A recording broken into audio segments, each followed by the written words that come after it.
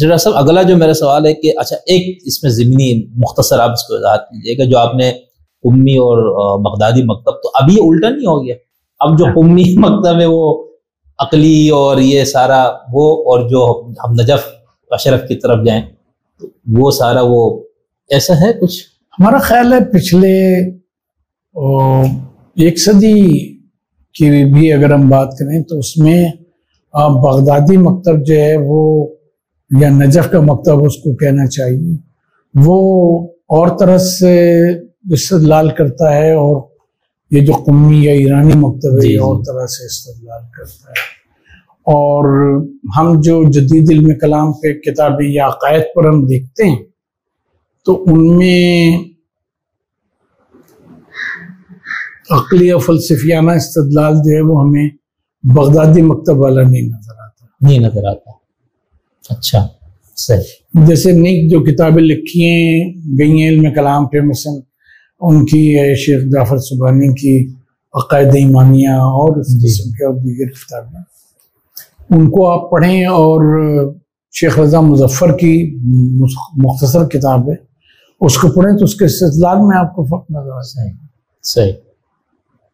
کیونکہ وہ کتاب المنطق کے بھی رائٹر ہیں، اور کتاب اصول الفقہ جو مظفر کی ہے اس کے بھی رائٹر ہیں۔ صحیح، منطق اور پھر عقائد جو ہیں وہ منطقی اس کے اوپر ہیں۔ صحیح، یہاں یہ صورت ہمیں نہیں ہے۔ اچھا ڈاکٹر صاحب، یہ اہل تشیع کے یہاں عرفان اور فلسفے سے متعلق بھی شدید یعنی 2 دھارے ہمیں نظر آتے ہیں۔ ایک تو بالکل اس کو زندقہ اور کفر اور اس کی کیا کہنا چاہیے وہ ساری کچلنے کے علم بردار کچھ لوگ نظر آتے ہیں، اور دوسری طرف اس کے بڑے شدید حامی بھی نظر آتے ہیں۔ تو ایک تو یہ تھوڑا سا بتائیں، کیا یہ ہم یوں کہہ سکتے ہیں کہ جو اخباری ہوگا یا اخباریت مائل شخص ہوگا وہ عرفان اور فلسفے کے خلاف ہوگا، اور جو اصولی شخص ہوگا یا اصولیت مائل ہوگا وہ اس کے حامی ہوگا؟ ایسا کوئی فرق ہے یا یہ کوئی پیرامیٹر نہیں ہے؟ یہ پیرامیٹر نہیں ہے۔ اچھا، ہمارا خاندان اصولی تھا، اصولی اساس الاصول ہمارے جد اعلیٰ جناب غفران ماب کی کتاب ہے، اور اس طرح سے بہت ساری کتابیں ہمارے خاندان میں، خود ہماری اجماع پہ بھی کتاب ہے ربی میں، اور آیات احکام اور اصول الفقہ پہ بھی کتاب ہے۔ لیکن یہ کہ اصل میں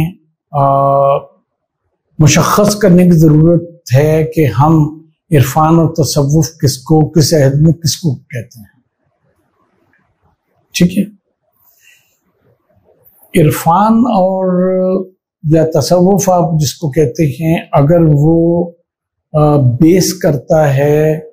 اس کے اوپر وَالنَّفْسٍ وَمَا سَوَّاهَا فَأَلْهَمَهَا فُجُورَهَا وَتَقْوَاهَا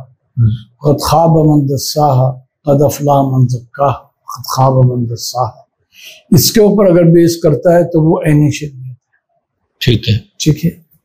اور اگر وہ خانقاہیت کے اوپر اور کچھ ایسی پریکٹسز کے اوپر بیس کرتا ہے کہ جس کی شریعت میں بیس نہیں ہے، تو اس کے بارے میں پھر سوال کھڑا ہوا کہ آیا اس کی کیا اجازت دی جا سکتی ہے، کیونکہ نبی پاک صلی اللہ علیہ وآلہ وسلم سے بڑا روحانی شخص کوئی نہیں تھا، اور ائمہ علیہ السلام کو مانتے ہیں کہ وہ ہمارے لیے رسول اللہ کے بعد بہترین نمونہ عمل تھے۔ ان کی زندگیوں میں بھی ایسی رہبانیت اور خانقاہیت اور یہ وہ چیزیں ہمیں نہیں نظر آتی ہیں۔ نفس کا ڈیولپمنٹ عبادات کے ذریعے سے، اس کے ذریعے سے یا بعض اذکار کے ذریعے سے اس کی تو شریعت حمایت کرتی ہے۔ ٹھیک ہے، لیکن جس تصوف کو ہمارے خاندان میں، جیسے جناب غفران ماب نے کتاب لکھی تھی اپنے زمانے میں شہاب ثاقب، وہ تصوف کا متصوفہ کا رد ہے،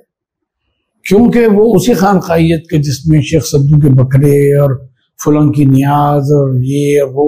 چیزیں تھیں، اور اہل تشیع اس میں ہی پڑ گئے تھے، اس کو دین سمجھتے تھے، تو اس سے نکال کر قرآن و سنت کی طرف واپس لانا۔ اب وہاں اگر روحانیت کا کوئی سفر شروع ہوتا ہے ائمہ کی تعلیمات اور ان کے اسوے کی روشنی میں، تو وہ اصل میں عرفان ہے۔ لیکن یہ کہ یہ جو علیحدہ شاخ ہو گئی، اب ہمارا اگر اب وہ لیکچر یوٹیوب پہ ہے اگر سنیے کہ شیعت میں علوم فلسفہ کا، علوم فکری کا ارتقاء کے اوپر جو 2 گھنٹے کا ہمارا لیکچر ہے، تو اس میں پھر ہم نے بتایا یہی ہے کہ ہم یہ دیکھتے ہیں کہ شیعہ مکتب فکر پر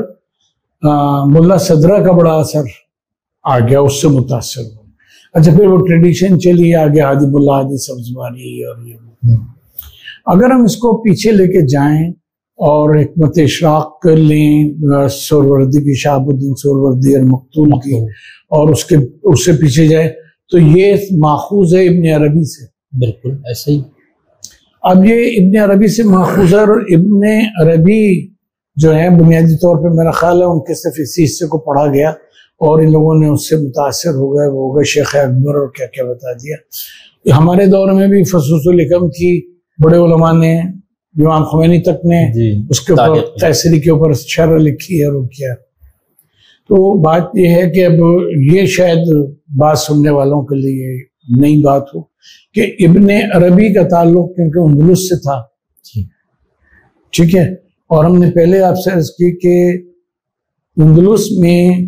ابن رشد اور ابن ماجہ، ابن طفیل وغیرہ یہ لوگ جو تھے، ان کے ذریعے سے یونانی فلسفہ اور علم کلام یہ سب آ رہا تھا۔ پھر در اثناء گفتگو اس کا بھی پلوٹینس کا بھی نام آیا جی، تو اب 250 میں اس کا انتقال ہوتا ہے۔ اصل جو شخص ہے وہ پلوٹینس ہے۔ پلوٹینس کے جو مقالات ہیں اس میں اینیاٹ کے نام سے، اس کے جو آخری 4 مقالے ہیں اس کو آپ پڑھیں اور پھر فصوص الحکم کو یا فتوحات مکیہ کو پڑھیں تو لگتا ہے اس کا ٹرانسلیشن صحیح پورا کا پورا ماخوذ ہے اینیاٹ سے۔ اچھا خود اس کا بھی پلوٹینس کا بھی یہ دعویٰ تھا اس کے شاگردوں کا کہ اس کی خدا سے ملاقات بھی ہوئی تھی، وہ معراج پہ بھی گیا تھا، اس کو ہم اپنے الفاظ میں کہنے ہیں، یعنی وہ آسمانوں کی سیر پہ بھی گیا اور جا کے گاڈ سے بھی ملا، اور یہ بھی وہ کہ وہ اس ٹریڈیشن کا ہے، عیسائی ٹریڈیشن کا، اور پھر فلسفی تھا ساتھ ساتھ۔ تو پرفریس وغیرہ نے اس کو پورا تفصیل سے لکھا بھی ہے اس کو۔ تو ابن عربی کی بنیاد وہ ہے، ٹھیک ہے، اور ان کی بنیاد ابن عربی ہے، تو وہ پھر آ کے ٹرکل ڈاؤن ہو کے پھر وہی چیزیں آ جاتی ہیں جہاں وہ ہم تو حیران ہیں کہ ابن عربی کو پڑھا جب ہم نے، وہ کہتا ہے کہ میں شیعہ جب میرے قریب آتا ہے تو مجھے پتہ لگ جاتا ہے، احساس ہو جاتا ہے، کیونکہ وہ شیعہ جو ہے وہ خلفاء سے نفرت کرے گا اور وہ مجھے کتے اور بھیڑیے کی شکل میں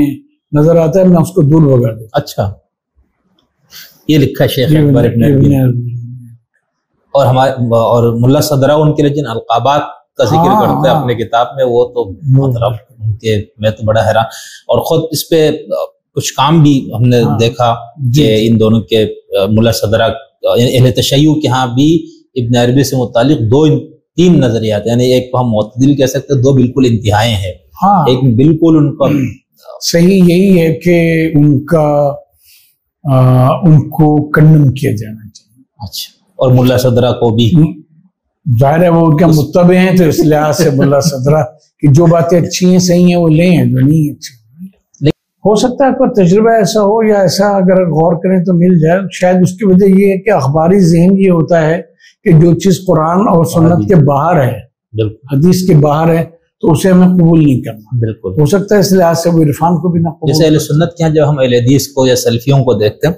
تو وہ یہ کہتے ہیں اگر تصوف جو ہے وہ اصلاح اخلاق اور تزکیے کا نام ہے تو فبیہا، اس کا قانون کی جو آپ نے تھوڑی دیر پہلے ارشاد فرمایا، لیکن وہ کہتے ہیں جو تصوف ابن عربی یا مقتول یا باقی جو صوفیاء کا پورا ایک وہ تو بالکل اس کے خلاف ہے، اسلام سے کوئی تعلق مطلب ابن تیمیہ نے تو بالکل میرے خیال سے شیخ اکبر کے زنادقہ اور کفر اور پتہ نہیں کیا کیا ان کا بالکل وہ نکالا ہوا ہے، برکس لفظ پتہ نہیں مجھے معذرت استعمال کرنا چاہیے نہیں، ہمارے تو سب اہل علم قابل احترام ہے۔ تو میں اس وجہ سے میں نے یہ سوال کیا تھا کہ شیعوں میں بھی ایسا مجھے تاثر یہی لگا یا نظر بھی آیا کہ، اور وہ وجہ آپ نے بالکل یہی مجھے سمجھ میں آتی ہے کہ چونکہ ان کا دعویٰ یہ ہے کہ قرآن اور حدیث یا سنت اس سے آگے آپ نے دین نہیں لینا، تو اس میں ان کو یہ لگتا ہے بھئی یہ سارا کچھ اضافہ ہے یا بدعت، اور ہمارے ائمہ کی زندگی میں ایسی کوئی بات نہیں۔ بالکل، لیکن یہی اسی لمحے جو بڑے بڑے اصولی علماء وہ مطلب جیسے امام خمینی کی ہم مثال لیتے ہیں، اور بھی واقعی ہے اس لیے ان کا نہیں، تو وہ عرفان وغیرہ کے معترف ہے، ان کے قائل ہے، تو مطلب ان کے وہی تزکیہ نفس کے قائل ہیں. نہیں، اس کی جو فلسفیانہ جو وہ مباحث خدا اور کش اور اس کے ذریعے جو کچھ حقائق کو سمجھنے کے دعوے دار ہے، اس میں بھی ان کا تو نظر آتا ہے. مطلب صرف وہ تزکیہ نفس تک نہیں رہتی نا. وہ علامہ اقبال نے کسی خط میں لکھا تھا نا کہ تصوف اگر اصلاح اخلاق کا نام ہے تو یہ عین اسلام ہے، اور جب یہ مابعد الطبیعاتی مشاغفیوں میں جائے تو میری روح اس سے بغاوت کرتی ہے. تو آپ بھی وہی بات کر رہے ہیں میرے خیال سے. لیکن بعد میں انہوں نے رومی کو قبول کر لیا. نہ صرف رومی کو ایسا، بلکہ میں نے تو کسی جگہ کہا بھی تھا کہ خطبات اقبال آپ دیکھیں تو وہ بالکل ان کو وہی جا کے سہارا ملتا ہے جس تصوف کی انہوں نے بغاوت کا اعلان کیا تھا کہ میری روح سے بغاوت. اور یہ آپ دیکھیے کہ خطبات کے بعد کا جو ان کا کلام ہے، جاوید نامہ، جو بھی پورا کلام آپ لے لیں، جو خطبات اقبال کے بعد کا ہے، جی جی ٹھیک ہے، reconstruction of thought, religious thought کے بعد کا، وہ خود اس ریکنسٹرکشن کی نظریات کی نفی کرتا ہے. بالکل. اس لیے اقبالی حلقوں میں اقبالیات کی جو ماہرین ان میں یہ اختلاف رہتے ہیں کہ ہم شاعری کو بیس بنا کے نثر کو سمجھے یا نثر کو. خیر، تو یہ چلے، بہت میں ڈاکٹر صاحب کا بہت مشکور ہوں کہ انہوں نے دوبارہ مجھے ٹائم دیا، اور انشاءاللہ ہم آئندہ بھی ڈاکٹر صاحب کو زحمت دیں گے. میری جو کوشش بھی ہے اور یہ خواہش ہے، بہت عرصے سے تھی، یہ تمنا تھی کہ میں ڈاکٹر صاحب کے ساتھ مختلف موضوعات پر 8 سے 10 نشستیں کم سے کم کروں. تو ابھی ہماری 2 نشستیں ہوئی ہیں، تو میں امید رکھوں گا ڈاکٹر صاحب سے انشاءاللہ کہ اگلی بھی کچھ نشستیں ہم آپ کے ساتھ کرنا چاہتے ہیں ڈاکٹر صاحب، جس میں کچھ بنیادی مباحث سے متعلق سوالات ہیں. تو انشاءاللہ آپ ہمارے ناظرین اور سامعین، آپ کو کوئی بھی ڈاکٹر صاحب کی کسی بات پہ کوئی سوال ہے، کوئی اعتراض ہے، کچھ بھی ہے، تو آپ کمنٹس میں ہمیں بتا دیں، تو ہم اس کو بھی آئندہ کے لیے شامل کریں گے ڈاکٹر صاحب سے گفتگو کرتے ہوئے. تو باقی یہ کہ میں اپنے لیے بھی دعا گو ہوتا ہوں، ہم اپنے پورے معاشرے کے لیے، کہ اللہ تعالی ہمیں ایسے اہل علم اور دانش سے مستفید ہونے کی توفیق دے جن کی جو گرفت ہے وہ بنیادی مصادر پہ، ان کے تشریحات پہ، قدیم اور جدید علوم سب پہ، تو ہمیں ان سے مستفید ہونا چاہیے. اگر ہم یہ کرنا شروع کریں تو انشاءاللہ علم اور فکر کے حوالے سے ہمارا بہت زیادہ بہتری آئے گی. تو بہت شکریہ، انشاءاللہ آپ سے پھر دوبارہ ملاقات ہوگی.